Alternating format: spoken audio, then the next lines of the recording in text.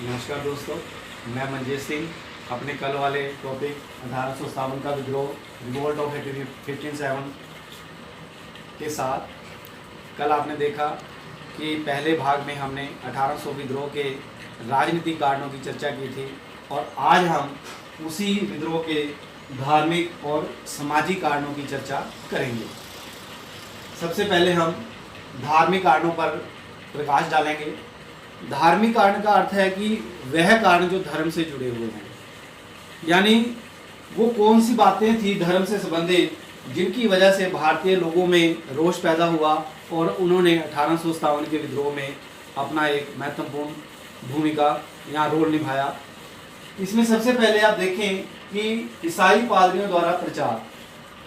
आप जानते हैं कि भारत में ईस्ट इंडिया कंपनी का शासन था 1857 से पहले, और 1857 से पहले जो शासन स्थापित था ईस्ट इंडिया कंपनी के द्वारा, वो ईस्ट इंडिया कंपनी लंदन में बोर्ड ऑफ कंट्रोल और बोर्ड ऑफ डायरेक्टर्स के द्वारा नियंत्रित होती थी। अब वो अपना प्रशासन जो यहाँ पर चला रही थी, वो कुछ एक्ट बनाती थी और उन्हीं एक्ट के तहत ही भारत में अपना शासन वो चला रही थी। अब 1813 का जो एक्ट आया, इन एक्ट को चार्टर एक्ट के नाम से भी जाना जाता था। 1813 का जो चार्टर एक्ट आया, उसमें ये अनुमति दे दी गई ईसाई पादरियों को कि वो भारत में जाकर के ईसाई धर्म का प्रचार और प्रसार करें। इस छूट के मिलते ही, इस नियम के बनते ही बहुत बड़ी संख्या में बहुत से ईसाई पादरी भारत में आए और उन्होंने भारत में ईसाई धर्म का प्रचार और प्रसार करना शुरू कर दिया। और विभिन्न तरीकों से, चाहे वो प्रलोभन था, चाहे वो उत्पीड़न था, अन्य विभिन्न तरीकों से भारत के लोगों को उन्होंने ईसाई बनाना शुरू कर दिया। भारत के जो लोग ज़्यादा बड़ी संख्या में हिंदू मुसलमान थे, उन्होंने अंग्रेज़ों के द्वारा जो ईसाई पादरियों की यहाँ पर नियुक्ति की गई थी, उनको ठीक नहीं लगा और उनको लगा कि वो भारत के हिंदू और मुसलमानों को धर्म जो परिवर्तित कर रहे हैं वो ठीक नहीं है। इस बात को लेकर के भारत के हिंदू और मुसलमान लोगों दोनों में ही एक बहुत बड़ा रोष था, जिसकी परिणति 1857 के विद्रोह में हमें देखने को मिलती है। दूसरा जो कारण था, धर्म के आधार पर नियुक्ति व पदोन्नति। अब अंग्रेजों ने ज़्यादा से ज़्यादा भारतीय लोग ईसाई बने, उसके लिए उन्होंने अपने स्तर पर भी, प्रशासन में अपने स्तर पर भी एक नई चाल चली।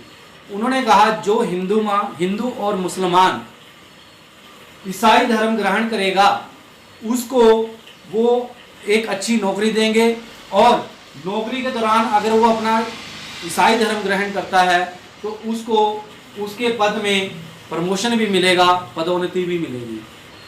अब इस वजह से भी भारत के लोगों में काफ़ी रोष था कि अंग्रेज विभिन्न नीतियों के जरिए भारत के लोगों को ईसाई बनाते जा रहे हैं। अब एक तीसरा जो कारण था, धार्मिक कारण, वो था नया कानून जो कि संपत्ति से जुड़ा हुआ था। अब इसमें क्या था, ये 1850 के दशक में आया। इसमें क्या था कि इससे पहले, इस नए कानून बनने से पहले, अगर कोई हिंदू या मुसलमान ईसाई धर्म ग्रहण करता था तो उसका अपनी जो पुश्तैनी संपत्ति होती थी, दादा की परदादा की जो संपत्ति होती थी, उसमें उसको उसका अधिकार नहीं मिलता था। अब अंग्रेजों को लगने लगा कि अगर ये कानून खत्म हो जाए तो स्वेच्छा से ही भारत के हिंदू और मुसलमान ईसाई धर्म ग्रहण कर लेंगे। तो उन्होंने क्या किया, एक नया कानून बनाया जिसको रिलीजियस डिसेबिलिटी एक्ट के नाम से जाना जाता है। इस एक्ट में क्या था, इस एक्ट में था कि अगर कोई हिंदू और मुसलमान ईसाई धर्म ग्रहण करता है तो उसका पुश्तैनी संपत्ति में अधिकार बना रहेगा।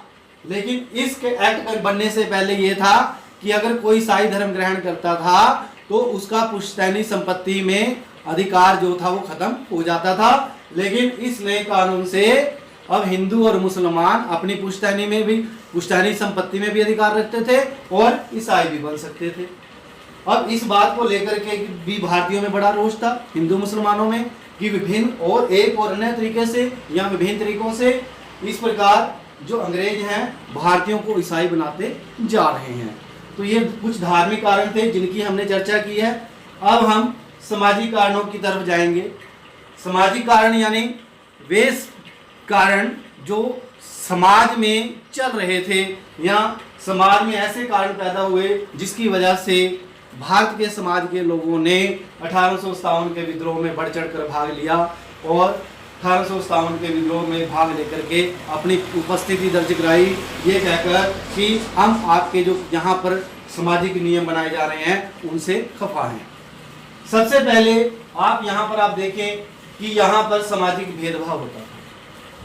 अब जो अंग्रेज थे वो क्या थे, अपने आप को कहते थे कि हम तो श्रेष्ठ हैं, सुपीरियर हैं। वो श्रेष्ठता का दंभ भरते थे, अहंकार था उनके अंदर कि हमारी जो रेस है वो सुपीरियर है। रेशियल डिस्क्रिमिनेशन होता था और वो भारतीयों के साथ इसी वजह से बुरा व्यवहार करते थे।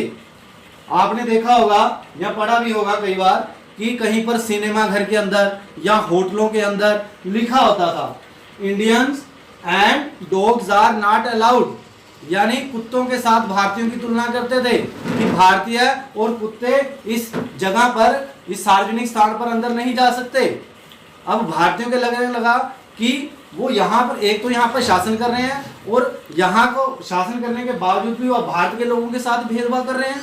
तो उनके मनों के अंदर पूरी तरह से गुस्सा भरा हुआ था। दूसरा देख रहे हैं आप, सामाजिक व्यवस्था में हस्तक्षेप।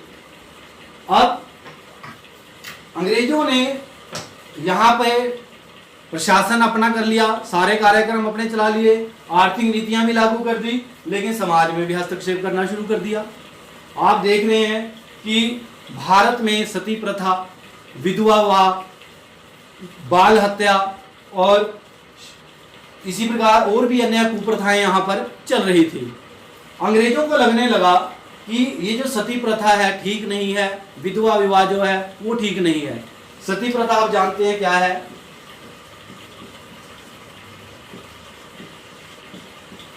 ये एक ऐसी कुप्रथा थी जिसमें अगर कोई व्यक्ति मर जाता था तो उसकी पत्नी को उसके साथ ही उसकी चिता में जीवित जला दिया जाता था। अब इस समय भारत के बहुत लोग भी पड़ गए थे और इस समय लॉर्ड विलियम बेंटिक, जो इस समय भारत का गवर्नर जनरल था, वो यहां पर था। वो थोड़ा सुधारवादी रुख अपनाए हुए था और वो चाहता था कि इस प्रकार की जो कुप्रथा है वो खत्म हो, और इसी के चलते 1829 में इस सती प्रथा का अंत कर दिया गया। और 1856 में आपने देखा कि यहाँ पर जो विधवा थी उसको पुनर्विवाह दोबारा से विवाह करने की अनुमति नहीं थी, और ऐसी स्थिति में उसको अपना सारा जीवन एक बंद कमरे में गुजारना पड़ता था। उसके बालों को काट दिया जाता था, उसको किसी शादी समारोह में भाग लेने की भी आज्ञा या इजाज़त नहीं थी, और ये कहा जाता था कि अगर वो सामने आई किसी के तो उसके साथ वो दूसरों के लिए अपशकुन होगी। तो इस बात को ध्यान में रखते हुए ईश्वर चंद्र विद्यासागर के प्रयासों से और लॉर्ड कैनिंग के प्रयासों से, उस समय जो गवर्नर जनरल थे, इस विधवा विवाह को पूर्व अनुमति यानी दोबारा से विधवा को शादी करने की अनुमति मिल गई। और ये चीजें जो थी बहुत से भारतीयों को तो ठीक लगी कि सती प्रथा का अंत हो गया, विधवा विवाह को पुनर्अनुमति मिल गई शादी करने की। लेकिन कुछ लोग जो रूढ़िवादी लोग थे, समाज के ऐसे रूढ़िवादी लोग थे जो किसी प्रकार का परिवर्तन नहीं चाहते थे, उनको ये लगा कि नहीं, ये ठीक नहीं है कि भारत के लोगों के साथ या भारतीय सामाजिक व्यवस्था में अंग्रेज हस्तक्षेप करें। तो इस वजह से उन्होंने अंग्रेजों का विरोध करना शुरू कर दिया और 1857 के विद्रोह में बढ़ चढ़ करके भाग लिया। इसी तरह अंग्रेजों द्वारा नव प्रवर्तन या new practices introduce by Britishers in India. अंग्रेजों ने यहाँ पर कुछ नई चीजें शुरू की, जैसे रेलवे, डाक, तार। अब जब रेलें चलाई गई भारत में, तो कुछ लोगों को लगने लगा, खासकर ऊंची जाति वाले लोगों को, कि हमें ऊंची जाति वालों को रेल के अंदर नीची जाति वाले लोगों के साथ बैठना पड़ेगा। इससे तो हमारा जो समाज है वो थोड़ा गड़बड़ा जाएगा। हम यहाँ पर कितना भेदभाव रखे हैं ऊंची नीची जाति में, क्योंकि कुछ लोग नहीं चाहते थे कि जाति पाति का जो भेदभाव है वो खत्म होगा, तो ये स्थिति बनी रहनी चाहिए। और इसके द्वारा, इसीलिए जो अंग्रेजों के द्वारा जो नई प्रैक्टिसेस शुरू की गई थी, उनका भी विरोध होना शुरू हो गया। तो इस प्रकार हम देखते हैं कि इन धार्मिक और इन सामाजिक कारणों की वजह से भारत के लोग जो थे अंग्रेजों के भाव के साथ जो थे अच्छा, जो क्योंकि उनको लग रहा था कि इन धार्मिक और सामाजिक कारणों की वजह से हमारी जो व्यवस्था है बिगड़ रही है, और इसीलिए वो अंग्रेजों के खिलाफ होते चले गए। और 1857 के विद्रोह में इन धार्मिक और सामाजिक कारणों ने अपनी बहुत ही महत्वपूर्ण भूमिका निभाई। तो ये थे हमारे 1857 के धार्मिक और सामाजिक कारण। अभी इस विद्रोह के 3 प्रमुख कारण बचे हुए हैं, जिनमें है सैनिक कारण है, आर्थिक कारण है और तत्कालिक कारण। आने वाली वीडियो में हम उन तीनों कारणों की एक साथ व्याख्या करेंगे। इसी के साथ आज का जो विषय है समाप्त हुआ।